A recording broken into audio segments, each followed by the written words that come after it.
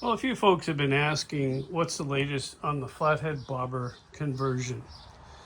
And I've mentioned that there's some things about this Chinese front end that I don't love. The fact that that's on the wrong side, yeah, can work with it. This stuff all looks a little weak. Here's something. See that top cap? That goes on, but look what doesn't fit. Because of the height of this does not fit in there.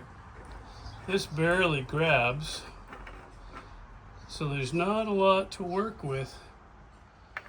And so this is going to require some machining to make it work.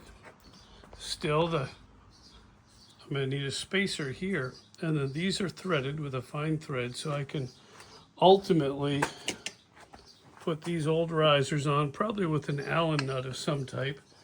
And they'll go on there, but I need a spacer in between. So that stuff I'm not ecstatic about, but it's manageable. It's part of the process. So I had this old panhead fender. Used to belong to my best friend Steve Marvis. I've been saving this and those panhead tanks for a project like this someday. But I had to take the rear wheel out. So I took out all the axle nuts so that I could put in the nuts and bolts that hold the fender on. Well, that's great. But now those don't want to line up. And the fender's a little wide. I mean, the tire's a little wide. Now it's off center right now, so that's why there's space over here, but not a lot. There's some space here, and I'll check the other side. Fortunately, the fender can be adjusted side to side. It just means you got to take the tire in and out 100 times. That's part of the process. Lights are all wired up to function.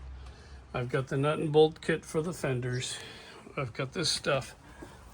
I'm going to have to take off the old chopper tank and weld in some of its missing components.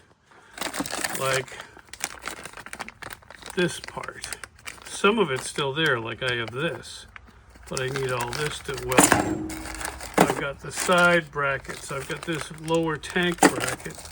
Side brackets are right here. This is what the pogo seat hinge mount goes on, and the tank. So these got to be cut down to where those were cut down and welded back.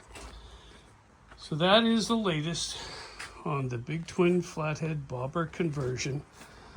I really love the look of these old bikes when they have their original stuff on them, and it makes me think maybe we should get closer to original again. But that 4-inch open primary is just so exceptional. Anyway, 1945 U, stroked 82 inches, ported polished cams.